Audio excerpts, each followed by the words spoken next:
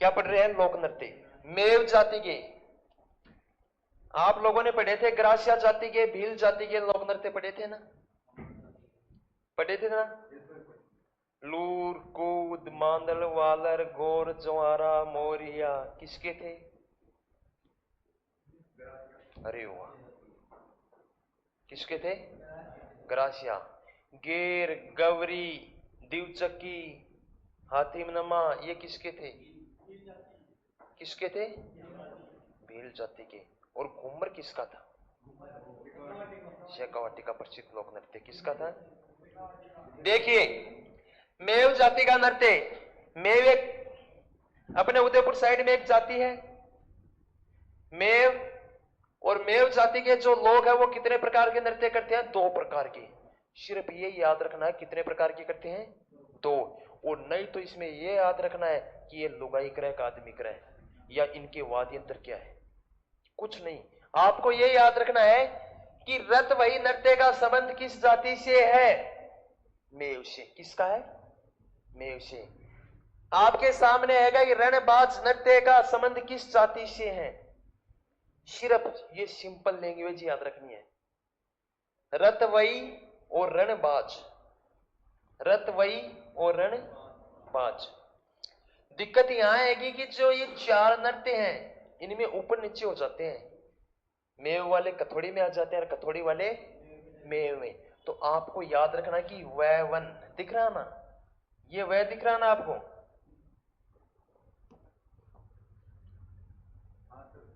मेव, मेव वह दिख रहा ना इधर, और इधर बै बकरी वाला है। तो ये याद रख लेना, वह और बै दिख जाए वो किसका होगा? मेव जाति का। रतवई और रणबाजा, रतवई और रणबाजा का संबंध किससे है? मेव जाति से। कथोड़ी जाति का नृत्य किसका? कथोड़ी। कथोड़ी कौन बोल रहा है? कथोड़ी। होली और मावलिया, होली और मावलिया, होली और मावलिया का संबंध किस जाति से है? कथोड़ी। और ये कथोड़ी जनजाति है, ये अपने राजस्थान के उदयपुर का नाम सुना है? कौन सा उदयपुर? राणा जी वाला। वहां पर एक कस्बा है, तहसील है कोटड़ा, कोटड़ा तहसील है। क्या है? कोटड़ा तहसील में के जो लोग हैं वो केथल के पेड़ों से, किसका पेड़? एक हंडी रखते हैं, हंडी, हंडी जिसे अपने मटका बोलते हैं, वहां वो लोग क्या बोलते हैं? हंडी। मटका देखा ना सभी का? उनसे क्या निकालते हैं?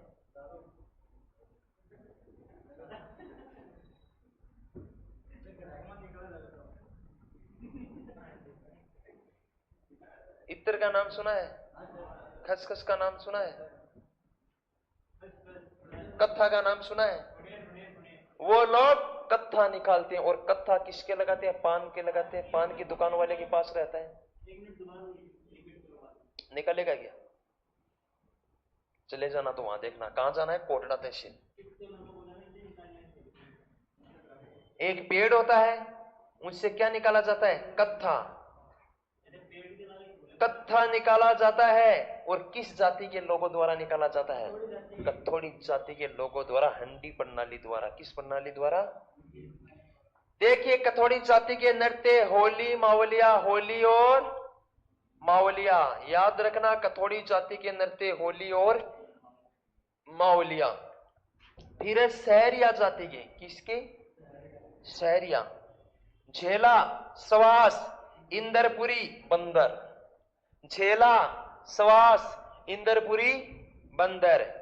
सहरिया जाति के नृत्य झेला, सवास, इंदरपुरी, बंदर। ये याद तो आपको ही करने होंगे। सिर्फ इनमें नृत्यों में, ये जो आपके सामने 6 नृत्य हैं, इनमें आपसे यही पूछेगा कि इंद्रपुरी नृत्य का संबंध किस जाति से है, या मावलिया का संबंध किनसे है। यह आपसे पूछा जाएगा कि निम्नलिखित में से सही तथ्य की पहचान कीजिए। रतवई रणबाज क्या आ जाएगा? मेव। होली और मावलिया के आगे आगे होली और श्वास आ गया, उसके आगे आ गया कथोड़ी। तो सही विकल्प की पहचान कर सकते हैं।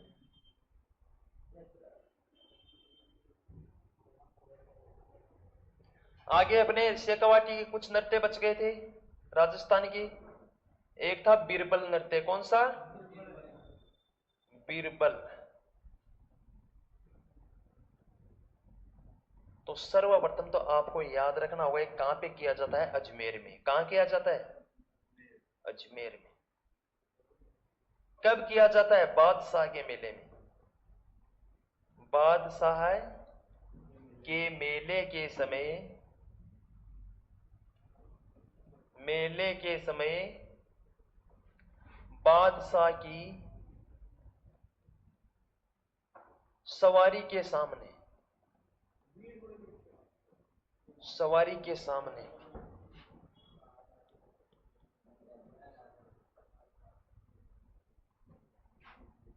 चरवा नृत्य, चरवा नृत्य माली समाज में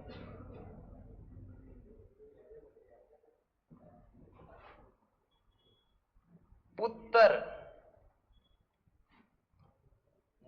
जन्म उत्सव के अवसर पर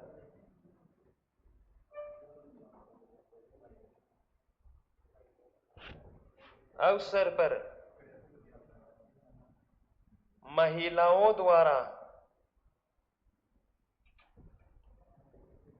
थाली में दीपक जलाकर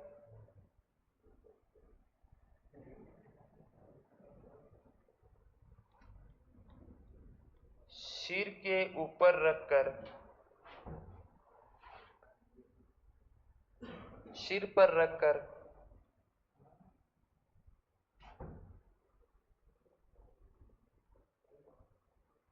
नृत्य करना।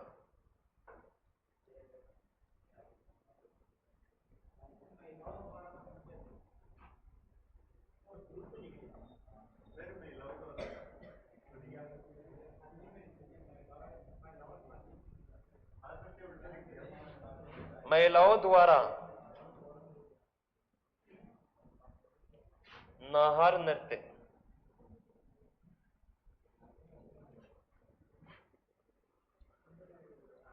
मांडल भीलवाड़ा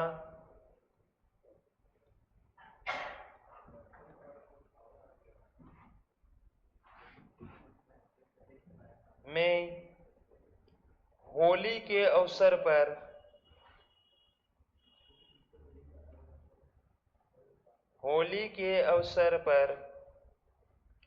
पुरुषों द्वारा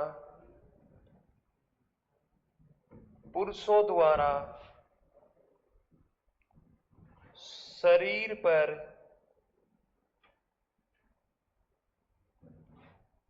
रुई लपेटकर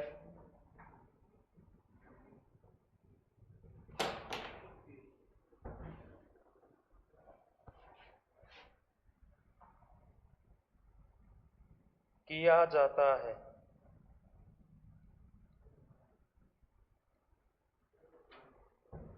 यह नृत्य शाहजहां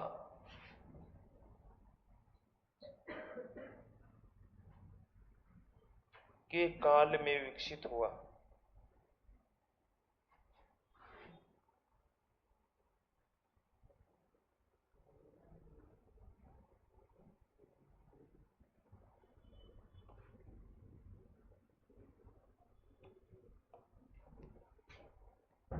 छाप दो।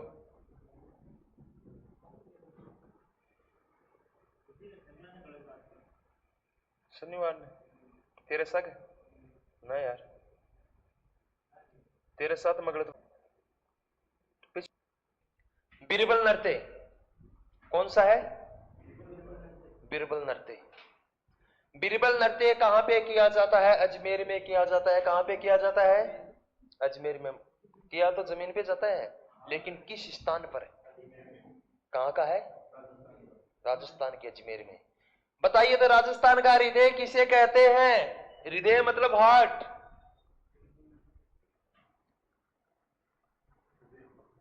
मैंने कहा आपको कि बिरबल नृत्य कहां किया जाता है? अजमेर।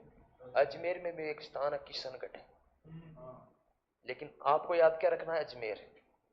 फिर मैंने आपसे पूछा कि राजस्थान का हृदय, हार्ट किसे कहते हैं? कलेजा। कलेजा या कहा जाता है? कहा। याद नहीं रखते हो छोटी छोटी चीजें। देखिए अजमेर में एक मेला भरता है। किसका मेला भरता है?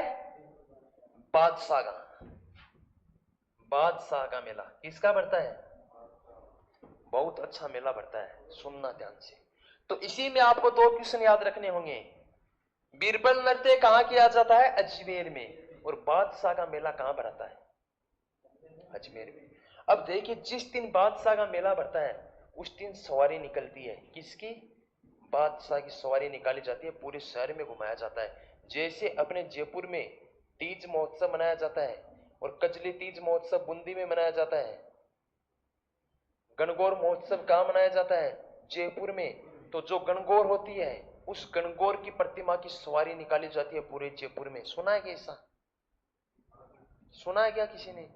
तीज होती है तीज, तो तीज के त्योहारों पर तीजों की सवारी निकाली जाती है। अपने यहां डुंगलोदू में मेला लगता है ना। तो देखिए सवारी का मतलब कि जब बादशाह का मेला भरता है अजमेर में, उसी समय बादशाह की क्या निकाली जाती है? सवारी निकाली जाती है। और बादशाह की सवारी के आगे एक नृत्य करते हैं लोग, डांस करते हैं। उस नृत्य को क्या कहते हैं? बिरबल नृत्य। तो आपको याद रखना होगा कि बिरबल नृत्य कहाँ किया जाता है, कहाँ का प्रसिद्ध है? अजमेर का। कब किया जाता है? बादशाह के मेले के अवसर पर, बादशाह की सवारी के आगे। समझ में आया? आगे चले। चरवा। कौन सा नृत्य? चरवा। गजब का नृत्य है। कौन सा नृत्य है? चरवा नृत्य। एक आप लोगों ने चरी नृत्य भी पढ़ा था ना। जबकि ये कौन सा नृत्य है? चरवा। देखिए माली समाज, हर हर शब्दों में क्वेश्चन है। देखिए चरवा नृत्य, माली समाज में अगर किसी घर में पुत्र का जन्म होता है, किसका जन्म होता है? पुत्र का। देखो ये भेदभाव ही तो है। यहां ये होता कि बच्चों के जन्म के अवसर पे, किसके अवसर पे? बच्चों के जन्म के अवसर पे, तब तो समान था। लेकिन ये भेदभाव कर रहे हैं कि लड़का जन्म लेगा तब तो डांस करेंगे और लड़की जन्म लेगी तब डांस नहीं करेंगे। तो थोड़ी सी गड़बड़ है ना यहाँ। देखिए माली समाज के लोगों द्वारा अगर किसी घर में पुत्र का जन्म होता है, जन्म की पुत्र की खुशी खुशी में जो घर की महिलाएं होती हैं वो एक थाली में दीपक रखती हैं। क्या रखती हैं? दीपक मतलब दिया। दिया मतलब अपने घराड़ी भाषा में दियो, समझ गए? दियो। उसको जलाते हैं। क्या करते हैं? जलाते हैं। उसको जलाकर महिलाएं उस थाली को क्या रखती हैं? सर पे रखती हैं। क्या रखती हैं? सिर पे रखकर डांस करती हैं। क्या करती हैं? डांस करती हैं। और उसी नृत्य को क्या कहते हैं? चरवा नृत्य। थाली बजाते भी हैं क्या? बजाते हैं नहीं? पुत्र जन्म उत्सव पर क्या बजाते हैं? क्यों बजाते हैं?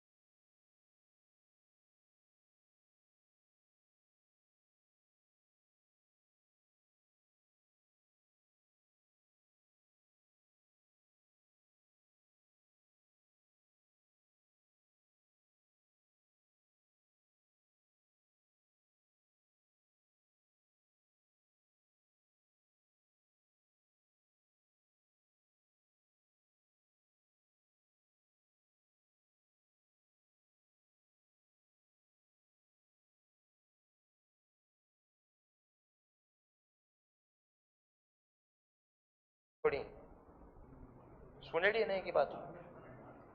नार मतलब नाम सुना शेर, कोई पुराने लोग बेचारे शेर शार देखते तो है नहीं, तो शेर को भी नार, बाघ को भी नार, सबको एक ही चीज बोलते थे नार।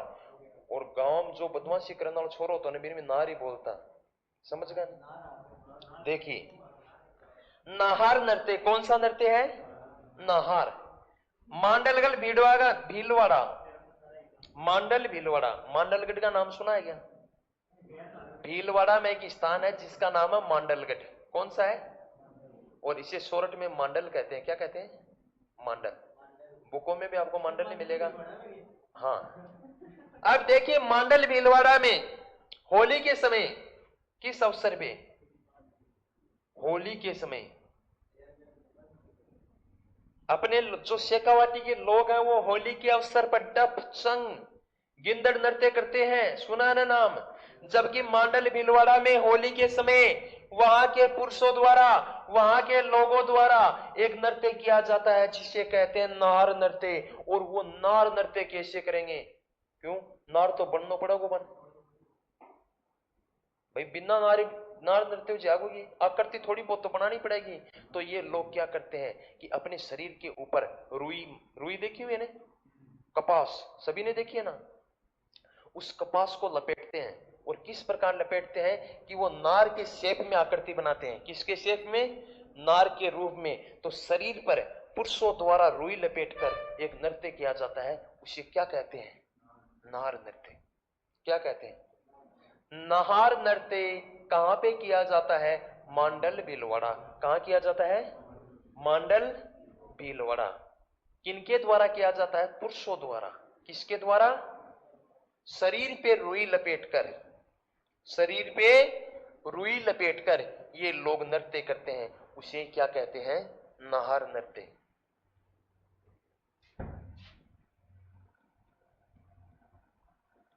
लुम्हार नृत्य कहां पे किया जाता है? जालौर में। कहां का प्रसिद्ध है? जिंदाद, जिंदाद नृत्य। शेखावाटी, शेखावाटी,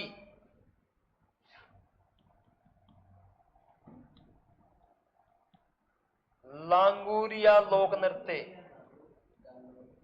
जालोर।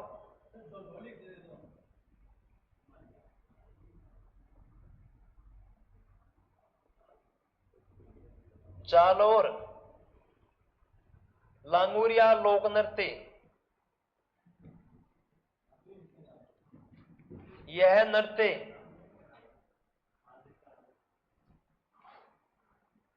केला देवी के भक्तों द्वारा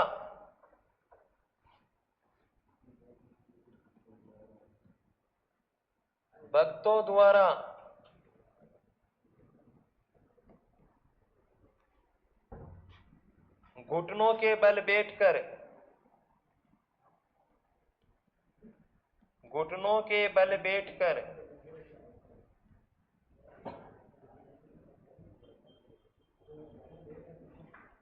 किया जाता है,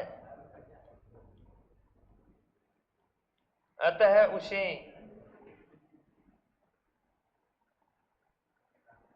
घुटन नृत्य भी कहते हैं।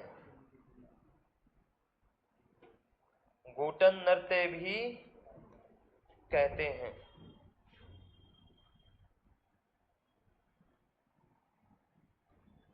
प्रसिद्ध कलाकार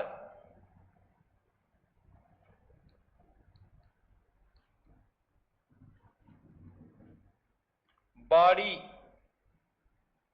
धौलपुर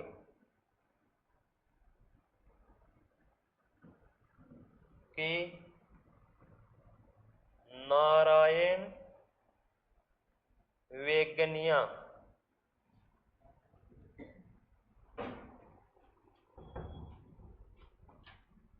नोट, लांगूरिया एक लोक नृत्य भी है, लोकगीत भी है।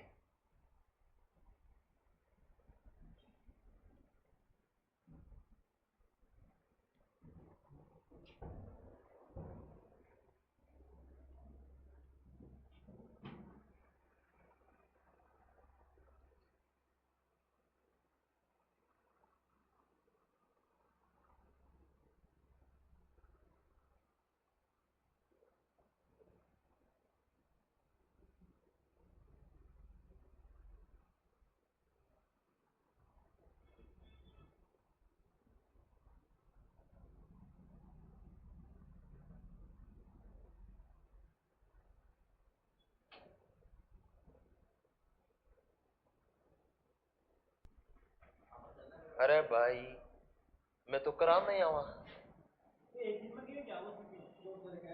देखिए आपको याद रखना है, लुम्हार नृत्य कहां पे किया जाता है? लुम्हार नृत्य कहां पे किया जाता है? जालोर। कहां पे किया जाता है? जालोर। और आपको पता है कि जालोर में जीरा खूब होता है, सुना है क्या? जीरा, जीरा सब्जी में डालने वाला खूब जीरा होता है।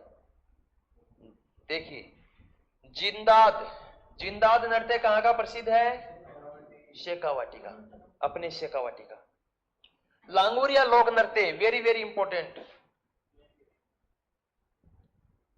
लांगुरिया लोक नृत्य, केवला देवी का नाम सुना क्या? करौली में एक मंदिर है माता का, नाम सुना है क्या?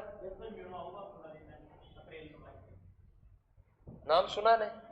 करौली में। अब देखिए वहां पर माता के जो भगत होते हैं, केला देवी माता के जो भगत होते हैं, वो भक्त एक नृत्य करते हैं। क्या करते हैं? नृत्य। और वो भी किन के बल पे करते हैं? घुटनों के बल पर। किन के बल पे करते हैं? घुटने। घुटने कहां है? इन घुटनों के बल पे बैठकर घुटनों के बल पे वो नृत्य करते हैं। इसीलिए उस नृत्य को क्या कहते हैं? घुटन नृत्य। राजस्थान के किस लोक नृत्य को घुटन नृत्य कहते हैं? राजस्थान के किस लोक नृत्य को घुटन नृत्य कहते हैं? किसको कहते हैं? लांगुरिया को। क्योंकि लांगुरिया जो लोक नृत्य है वो केवला देवी के भक्तों द्वारा घुटनों के बल पर बैठकर किया जाता है, इसीलिए उसे क्या कहते हैं? घुटन नृत्य। क्या कहते हैं? और किनके द्वारा किया जाता है? केवला देवी के भक्तों द्वारा। क्या है प्रसिद्ध कलाकार कि इस नृत्य के पारंगत कलाकार कौन है? एक स्थान है बाड़ी।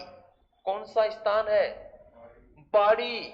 और उस स्थान का नाम है धौलपुर में है। वो कहां पे है? धौलपुर में। वहां के रहने वाले एक व्यक्ति थे जिनका नाम है नारायण वेंगनिया। क्या थे? नारायण वेंगनिया। वह व्यक्ति लांगुरिया लोक नृत्य के पारंगत कलाकार थे। नोट, लांगुरिया एक लोकगीत भी है, राजस्थान में महिलाओं द्वारा गाया जाने वाला एक लोकगीत भी है, जो अपने पूर्वी राजस्थान में विशेष तौर से गाया जाता है। तो लांगुरिया एक लोक नृत्य भी है जबकि एक लोक गीत भी है। ओके। यहां पे एक नाम आया था बाड़ी। तो बाड़ी कहां पे है? धौलपुर में। देखिए 1526 की बात थी। कब की थी? कब की थी? उस समय अपने राजस्थान का जो मेवाड़ था, मेवाड़ में महाराणा सांगा का शासन था। किसका शासन था? महाराणा सांगा का नाम सबने सुना है क्या? मेवाड़ पर अधिकार किसका था? सांगा का। उसी समय बाबर भी ऊंच नीच कर रहा था। समझ गए ना? ऊंच नीच, ऊंच नीच मतलब छेड़खानी। बाबर ने इब्राहिम लोदी की हत्या करके दिल्ली पर अधिकार किया था। दिल्ली आगरा पे सुना है? खातौली का युद्ध का नाम सुना ना 1917 में। अब बाबर ने धीरे धीरे पता चला कि जब तक मेवाड़ के राजपूतों पर अगर अपना अधिकार नहीं होगा तब तक अपन भारत के पक्के शासक नहीं है। कि जब तक राजपूतों पर अधिकार नहीं होगा तब तक हमारा पूर्ण रूप से अधिकार माना नहीं जाएगा। तो वो गुजरात गया। गुजरात में कोई युद्ध लड़के आया, अपनी वहां से जीत गया और अपनी सेना को लेकर उधर से उदयपुर, कोटा, धौलपुर होते वापस कहां जा रहा था? आगरा जा रहा था।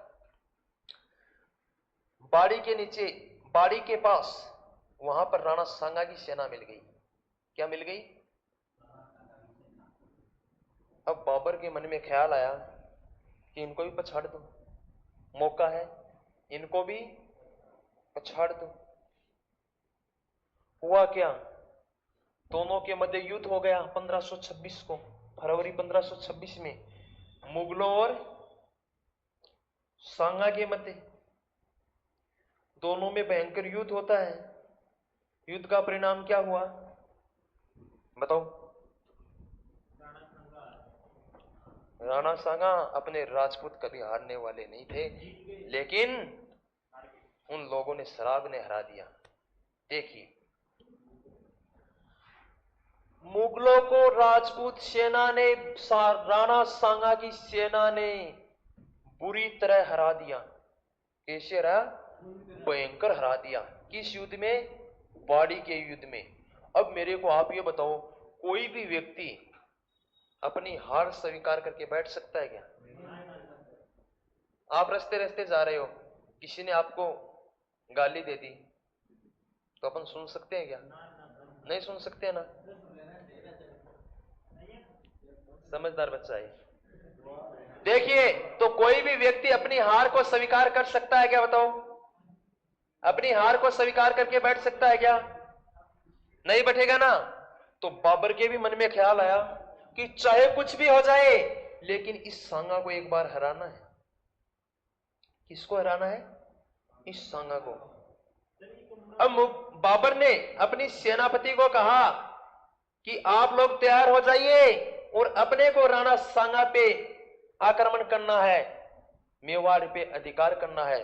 जैसे ही बाबर ने कहा तो सेनापति ने क्या कहा? इतने इतने हाथ जोड़ दिए। बोले महाराज ज्यादा करेगा तो पगार पड़ जाएगा, लेकिन राणा सांगा के सामने हम युद्ध नहीं करेंगे। पता चल गया उनको बाड़ी के युद्ध में कि आप जो बोलोगे वो कर लेंगे, लेकिन हम राणा सांगा के सामने युद्ध। अब इतनी बात अगर सेनापति बोले तो बताओ बाबर के धक्का लगेगा या नहीं लगेगा? लगेगा ना। बाबर टेंशन में आ गया। बाबर आपको पता शराब को पीता था, 24 घंटे शराब के पावर में रहता था। अब बाबर ने फिर से उपाय सोची। 2 4 5 दिन निकले और सेनापति को कहा कि हमें मेवाड़ पे आक्रमण करना है और राणा सांगा को अपने अधीन करना है। सेनापति ने कहा हमारी हिम्मत नहीं, हमारी हिम्मत। तब बाबर ने कहा, क्या कहा? कि मैं शराब पीना छोड़ दूंगा। क्या करना छोड़ दूंगा? अगर आप मेवाड़ पर आक्रमण करते हो तो मैं क्या पीना छोड़ दूंगा? शराब। सेनापति ने क्या कहा कि महाराज शराब छोड़ने की नौबत ही नहीं आएगी। सांगा के धक्के चढ़ गए ने, सांगा के वार के पास आ गए तो आपको शराब छोड़ने की आवश्यकता ही नहीं, धरती छोड़ दोगे। सही कहा या गलत? कि शराब छोड़ने की नौबत ही नहीं आएगी, आप ये दुनिया ही छोड़नी होगी। बाबर फिर टेंशन में आ गया। 2 4 दिन 5 दिन बाद में फिर से आता है, सेनापति को कहता है कि कैसे भी करो मेवाड़ पर आक्रमण करना है, राणा सांगा को पराजित करना है। और सेनापति ने क्या कहा कि महाराज कुछ भी कहो, हम मेवाड़ पर आक्रमण नहीं करेंगे। बाबर ने फिर से लालच दिया कि आपकी जो सैलरी है वो डबल कर देंगे। क्या कर देंगे? कि आपको जो मंथली सैलरी मिलती है वो क्या कर देंगे? डबल कर देंगे। सेनापति ने कहा महाराज सैलरी किसकी डबल करोगे? कोई जिंदा बचेगा तो करोगे ना। अगर कोई जिंदा बचेगा तो करोगे ना, बात काम की थी ना। बाबर फिर से टेंशन में आ गया। इसमें आ गया टेंशन में। फिर 2 4 दिन 5 दिन बाद में आता है और आकर क्या कहा कि सेनापति महोदय, राणा सांगा को पराजित करना है कैसे भी करके। मैं आपसे विनम्र अपील करता हूं। सेनापति ने कहा महाराज बिल्कुल भी नहीं करेंगे। बाबर को फिर से धक्का लगा, टेंशन में गया। बाबर ने कहा मैं आपको सोने के सिक्के दूंगा। क्या दूंगा? मतलब मुर्गी तो खतरनाक थी ना बाबर भी, देखो कितना लालच दे रहा है। खतरनाक मुर्गी थी। बोले महाराज सोने का सिक्का किसको दोगे? अगर आपके युद्ध में कोई जिंदा बचेगा तो देगे ना। बाबर फिर तनाव में आ गया। किसमें आ गया? तनाव में। फिर 2 4 5 दिन बाद में आता है कि मेवाड़ पे आक्रमण करना है। बोले महाराज आपको 50 बार बताएं क्या? हम बिल्कुल नहीं करेंगे राजपूतों के विरुद्ध। ये राजपूत खतरनाक है, तलवार से काट देंगे। किससे काट देंगे? तलवार से काट देंगे। अंतिम समय में बाबर ने एक नारा लगाया। किसका लगाया? जिहाद का। किसका लगाया? जिहाद का मतलब है कि ये कोई सामान्य युद्ध नहीं है, ये एक धर्म युद्ध है। क्या है? हिंदू और मुस्लिम लोगों का धर्म युद्ध है। इतनी सेना को आवाज सुनी तो सेना में जोश आ गया। मुस्लिम लोगों में एकता बहुत रहती, तो इसमें क्या हो गई, धर्म युद्ध की नौबत आई तो सेना टूट पड़ी। बोले तुरंत तैयार हो गए, चलो मेवाड़ पे आक्रमण करेंगे। अब देखो, मेवाड़ पे आक्रमण की सोची, जैसे ही उन लोगों ने योजना बनाई तो अपने सांगा को तो पता था, सांगा कलाकार बहुत था, कोई छोटी मोटी चीज नहीं है। सांगा ये बहुत बड़ी तोप थी। देखो, सांगा के पास हथियार नहीं थे और बाबर के पास बारूद के तोप खाने गोले बारूद थे, तो सेना किसकी शक्तिशाली? बाबर की हो गई ना। तोप बारूद गोले, उनके पास हथियार नहीं थे। बाबर के पास मतलब कि 20,000 सैनिक, एक एग्जांपल दे रहा हूं आपको, और इस सांगा के पास 5,000, तो शक्तिशाली कौन? बाबर। सांगा ने एक मीटिंग ली अपनी सेना की और कहा कि मुगलों के पास तोप खाने हैं। क्या है? तोप। और युद्ध प्रारंभ होने से पहले इन तोपों को प्लास्टिक की रस्सी से बांधा जाएगा। किससे बांधा जाएगा? बांध कर ऐसे रखते हैं, वरना तो ऐसे गिर जाती, बांध कर रखते थे तोपों को। तो सांगा ने कहा कि मुगलों के पास तोप है, तो जैसे युद्ध प्रारंभ हो तो आपको किसी व्यक्ति विशेष पे वार नहीं करना है। सांगा कलाकार बहुत था। आपको तुरंत जाना है और उन रस्सियों को काट देना, और जैसे ही रस्सी काटोगे तो तोप का मुंह घूम जाएगा। मतलब इधर वार कर रहे हैं और उसका मुंह किधर हो जाएगा? उधर। तो किसकी सेना मरेगी? बाबर की। कलाकार था या नहीं था? बताओ सांगा। कि आपको कुछ नहीं करना है, जैसे ही रण भेदी बजे, बांसुरी बजती है ना वो एक, युद्ध प्रारंभ हो तो तुरंत आपको जाकर वो रस्सी को काट देना, और जैसे ही रस्सी काटोगे तो तोप का मुंह घूम जाएगा और फिर अपन मुगलों को ढालेंगे। काम तो अच्छा बताया ना। लेकिन ये बाबर भी खतरनाक था। बोले सांगा मैं भी कमजोर नहीं, ये भी खतरनाक था। बाबर ने क्या कहा अपनी सेना को कि आज तक हम लोग युद्ध लड़ते हैं तो युद्ध भूमि में जब हम अपनी तोपों को बांधते हैं तो प्लास्टिक की रस्सी से बांधते हैं, और आज आपको लोहे की जंजीर से बांधना है। किससे बांधना है? लोहे की जंजीर से। उनको इसको पता था? पता नहीं चला, बिल्कुल ही नहीं चला। लेकिन उसको पता है कि ये सांगा है ना, इसका दिमाग बहुत खतरनाक है। जैसे ही युद्ध भूमि में तोपों को लगाया,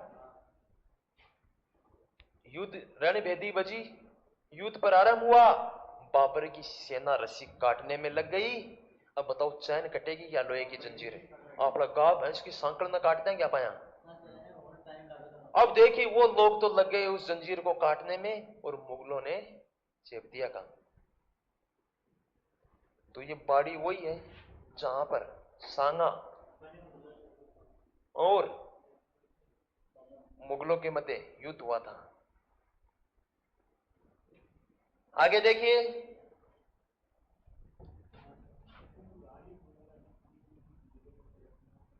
राजस्थान का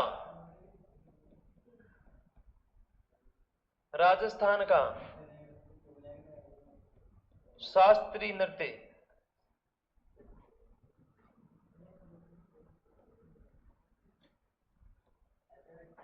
कथक। हाँ हाँ, राजस्थान की दिशा, ये अपना राजस्थान है। क्या है? अब ऐसे मत बोलना कि सर ये मैप सही नहीं बना, अपने को एक बार समझना है। देखिए ये क्या है, ये क्या है, ये क्या है, ये क्या है, कुछ भी समझ लो आप, चाहे इसको पूर्व समझ लो दिशा के अकॉर्डिंग, या इसको समझ लो। ये अपना भारत है, क्या है? अरे सुन ले यार, यहां पे क्या है? जम्मू कश्मीर लद्दाख है ना, हिमाचल है।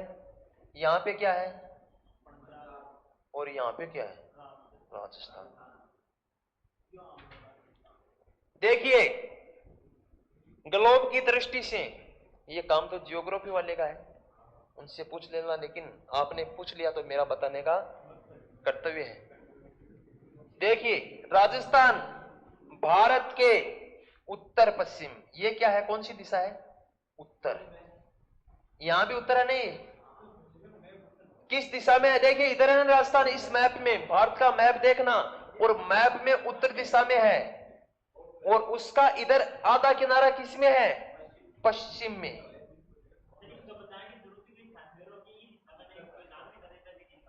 ज्यादा मत बोल। देखिए इधर उत्तर में और इधर निकला हुआ है, तो किधर है? पश्चिम में। तो ग्लोब की दृष्टि से राजस्थान भारत के मैप में उत्तर पश्चिम में स्थित है। ओके, खुश?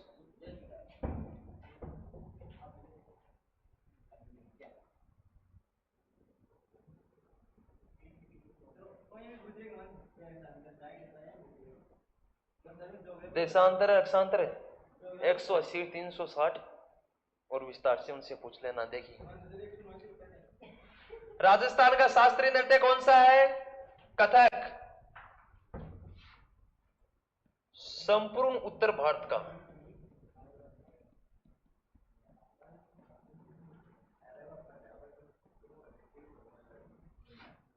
दक्षिण भारत का शास्त्रीय नृत्य।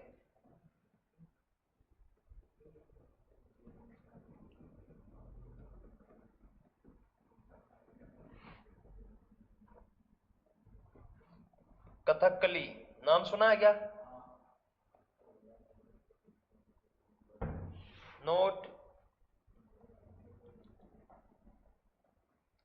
कथक नृत्य का आदिम घराना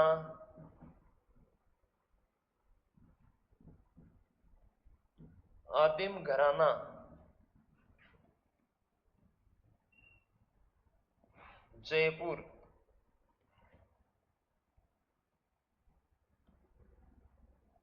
प्रवर्तक भानुजी महाराज। भानुजी महाराज।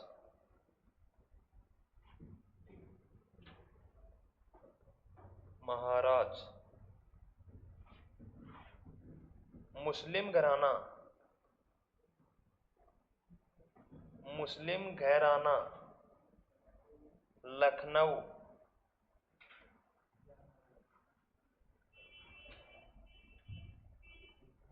लखनऊ।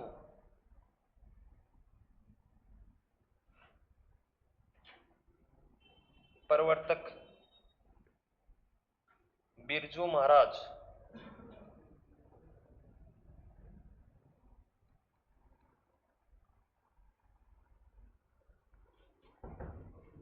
छाप दो।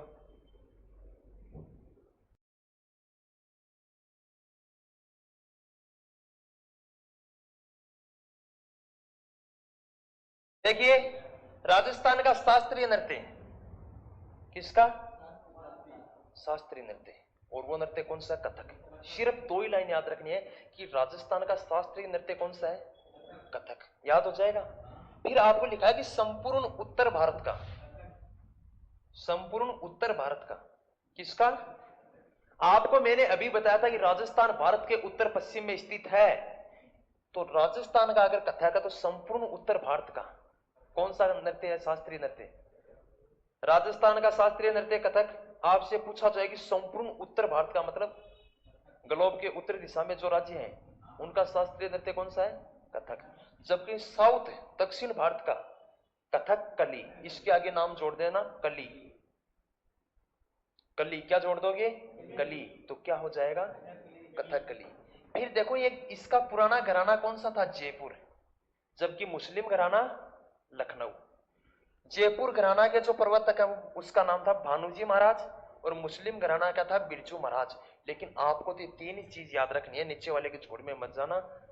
राजस्थान का शास्त्रीय लोक नृत्य कथक, उत्तर भारत का शास्त्रीय लोक नृत्य, दक्षिण भारत का कथकली, ये तीन नाम याद कर लेना।